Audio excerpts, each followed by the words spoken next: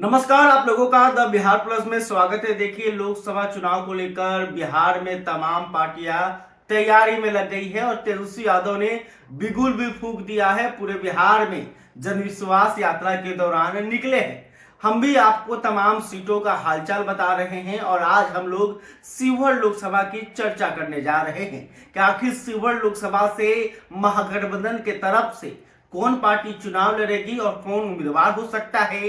NDA में यह seat किसके खाते में जाएगी, क्या यहाँ पे बीजेपी अपना उम्मीदवार बदलने जा रही है।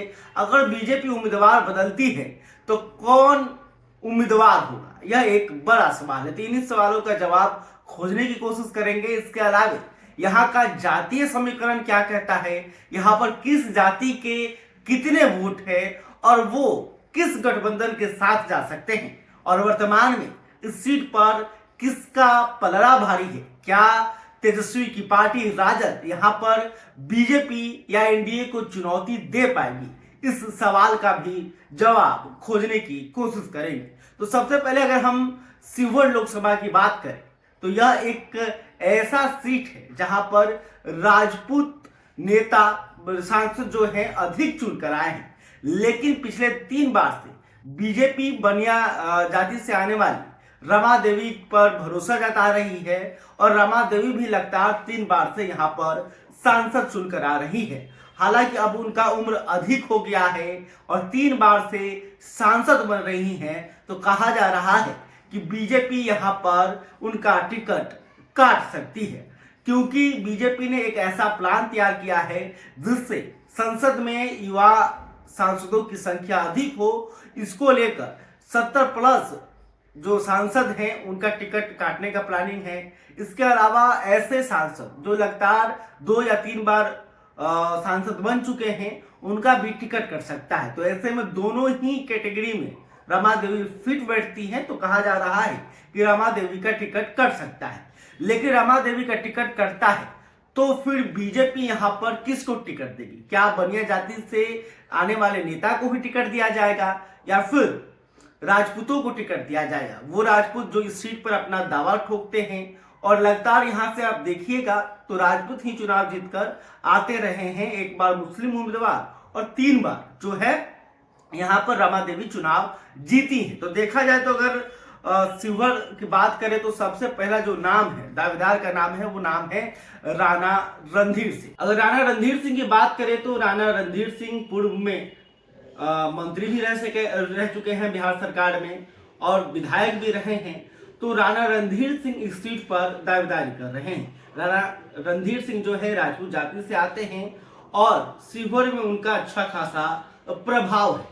तो राणा रणधीर सिंह जो है चुनाव की तैयारी में भी लग चुके हैं, क्षेत्र में भ्रमण भी कर रहे हैं और लोगों से मुलाकात कर रहे हैं और पार्टी आलाकमान से उन्होंने टिकट की दावेदारी कर दी है। लेकिन देखना होगा कि बीजेपी किसे चुनती है, क्योंकि यहाँ पर कई मजबूत दावेदार हैं। इसके अगला जो नाम है वो नाम है लवली आनंद का। लवली आनंद जो कि आनंद मोहन की पत्नी है, चेतन आनंद की मां है। तो चेतन आनंद जो पहले राजद में थे, लेकिन जब बिहार में सरकार बदली, नीतीश कुमार जो हैं वापस एनडीए में आ गए, तो उनके साथ साथ 3 विधायक जो हैं वो महागठबंधन का पाला छोड़कर एनडीए में वापस हुए। तो चेतन आनंद ने फ्लोर टेस्ट के दौरान अपना समर्थन जो है एनडीए को दिया। तो कहा जा रहा है कि उपहार में शिवहर सीट जो है वो उनके परिवार को दिया जा सकता है। चर्चा ये भी है कि नीतीश कुमार और आनंद मोहन के बीच ये जो बातचीत हुई है और आनंद मोहन ने शिवहर सीट का डिमांड किया था, जिसे नीतीश कुमार ने पूरा करने का वादा किया है। क्योंकि शिवहर लोकसभा से आनंद मोहन भी चुनाव लड़ चुके हैं और लवली आनंद भी पहले भी चुनाव लड़ चुकी हैं और एक तरह से शिवहर को अपना वो गढ़ भी मानते हैं और शिवहर से ही जो है चेतन आनंद विधायक भी हैं। तो कहा जा रहा है कि आनंद मोहन के परिवार के लिए नीतीश कुमार यह सीट बीजेपी से ले सकते हैं और यहां पर लवली आनंद जो है जदयू की उम्मीदवार हो सकती है। इसके अलावा एक और नाम है डॉक्टर नुतुन माला सिंह। डॉक्टर नुतुन माला सिंह काफी सक्रिय हैं, बीजेपी से इनका पुराना रिश्ता रहा है। इनके जो परिवार के लोग हैं वो हार्डकोर बीजेपी वाले रहे हैं और ये परिवार जो है राजनीति में कहीं ना कहीं सक्रिय रहता है। और डॉक्टर नुतुर माला जो है वो पूरी तरह से लोकसभा चुनाव की तैयारी कर रहे हैं। और खास बात यह है कि इनका ससुराल और नैहर जो है दोनों ही सीवर लोकसभा के अंतर्गत आता है और ये भी राजपूत जाति से आती हैं, तो इनकी भी दावेदारी को मजबूत माना जा रहा है। इसके अलावा एक और नाम है डॉक्टर श्वेता गुप्ता। डॉक्टर श्वेता गुप्ता जो है डॉक्टर वरुण कुमार की पत्नी है। डॉक्टर अरुण कुमार जो है कि फेमस डॉक्टर हैं उस इलाके के, और इनकी पत्नी श्वेता गुप्ता भी जो है चुनाव लड़ने की इच्छा रखती हैं। और खास बात है कि ये रमा देवी की स्वजातीय हैं, तो ऐसे में अगर रमा देवी का टिकट कटता है तो उनका जो स्वजातीय है वो ना नाराज हो, तो ऐसे में डॉक्टर श्वेता गुप्ता को भाजपा यहाँ पर उम्मीदवार बना सकता है। इसके अलावा नाम है एक पवन जायसवाल का, जो कि मोतिहारी लोकसभा क्षेत्र के अंतर्गत जो विधायक है। और लेकिन पवन जायसवाल जो है वो भी लोकसभा का चुनाव लड़ना चाहते हैं। उन्होंने मोतिहारी पर भी दावा किया है, तो कहा जा रहा है कि मोतिहारी या फिर सीहोर में से कोई भी सीट मिले तो पवन जायसवाल चुनाव लड़ सकते हैं। हालांकि उतनी उनकी दावेदारी को मजबूत नहीं माना जा रहा है। बीजेपी कम ही चांस है कि उन्हें अपना टिकट दे। अब बात करते हैं महागठबंधन से कि आखिर महागठबंधन से यहाँ पर कौन चुनाव लड़ेगा, क्योंकि महागठबंधन का समीकरण थोड़ा बदल गया है। नीतीश कुमार अब महागठबंधन के साथ नहीं रहे, तो राजद यहाँ से चुनाव लड़ती रही है। कांग्रेस की दावेदारी यहाँ पर कमजोर है, तो राजद से फिर कौन चुनाव लड़ेगा। राजद से दो नाम अभी सामने आ रहे हैं। एक नाम है फैसल अली। फैसल अली इससे पहले भी यहाँ से चुनाव लड़ चुके हैं। राजद ने 2019 के चुनाव में उन्हें अपना प्रत्याशी बनाया था, लेकिन फैसल अली जो है कामयाब नहीं हुए थे। काफी कम वोट मिला था, करीब जो है वो 25% के अंतर से ये चुनाव हारे थे। तो ऐसे में फैसल अली को टिकट मिलेगा कि नहीं मिलेगा, यह एक बड़ा सवाल है। हालांकि फैसल अली जो है वो टिकट पे दावेदारी कर रहे हैं और क्षेत्र में सक्रिय हैं और उनका दावा है कि टिकट जो है उन्हें जरूर मिलेगा। इसके साथ ही जो अगला नाम है वो नाम है अर्जुन राय का। अर्जुन राय राजद के पूर्व सांसद रह चुके हैं और आजकल ये अपना लोकसभा क्षेत्र को बदलना चाहते हैं। पहले ये सीतामढ़ी से चुनाव लड़ते थे, लेकिन अब अर्जुन राय का इच्छा है कि उन्हें सीवर से टिकट मिले और सीवर क्षेत्र में इनकी सक्रियता इन दिनों काफी बढ़ गई है।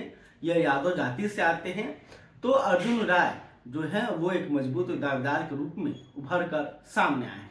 अब बात करते हैं कि सीवर लोकसभा में किस जाति की कितनी संख्या है और कौन किसे वोट कर सकता है। तो अगर सीवर में बात करें तो सबसे अधिक यहाँ पे मुसलमानों का वोट है। ये करीब 17% जो है इनकी आबादी है। दूसरे नंबर पर यादव जाति की संख्या है। यादव जाति के 8% वोटर है।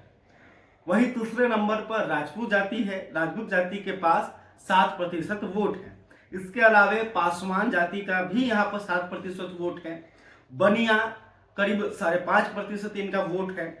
कोयरी जिसे कुशवाहा भी कहते हैं, इनका भी 5% है। रविदास का भी 5% है। कुर्मी का भी यहाँ पर 5% वोट है और मलाह का 5% और ब्राह्मण का 4%। तो ये यहाँ पे मुख्य जातियां हैं जिनकी जनसंख्या यहाँ पे ठीक ठाक है। तो अगर इसमें देखा जाए तो अभी मुस्लिम यादव ही जो हैं महागठबंधन के पक्ष में नजर आ रहे हैं, जबकि अन्य जातियां जैसे राजपूत, पासवान, बनिया, कोयरी और कुर्मी ये जो है अब्राह्मण ये जो है एनडीए के कोर वोटर अभी है, क्योंकि कोयरी और कुर्मी नीतीश कुमार के साथ है, जदयू के साथ हैं, तो कहीं ना कहीं यह वोट है एनडीए के खाते में जाएगा। इसके अलावे मलाह वोट किधर जाएगा ये कभी कंफर्म नहीं है। हो सकता है कि मलाह वोट बिखर से जाए, रविदास वोट भी बिखर जाए, लेकिन अगर पूरा हिसाब किताब यहाँ पे मिलाइएगा तो शिवहर में अभी महागठबंधन के पक्ष में 30% वोट ज्यादा दिख रहा है, तो वहीं एनडीए के पक्ष में यह 45% वोट है। तो यहाँ पे एनडीए का पलड़ा भारी दिख रहा है। लेकिन अब देखना होगा कि आने वाले समय में एनडीए क्या यहाँ पर रणनीति अपनाती है, क्या बीजेपी यहाँ से फिर से चुनाव लड़ेगी? अगर फिर से चुनाव लड़ती है तो क्या रमा देवी को रिपीट किया जाएगा या फिर कोई और उम्मीदवार होगा? और इसके अलावा महागठबंधन के पास क्या आने वाले समय में कोई मजबूत उम्मीदवार भी हो सकता है? यह भी एक बड़ा सवाल है। खैर, अभी तक आपने हमारे चैनल को सब्सक्राइब नहीं किया, तुरंत कर ले। इस खबर को लेकर आप क्या सोचते हैं कमेंट करके बता सकते हैं। वीडियो फेसबुक पर देख रहे हैं तो हमारे पेज को भी लाइक कर लें। बहुत बहुत धन्यवाद।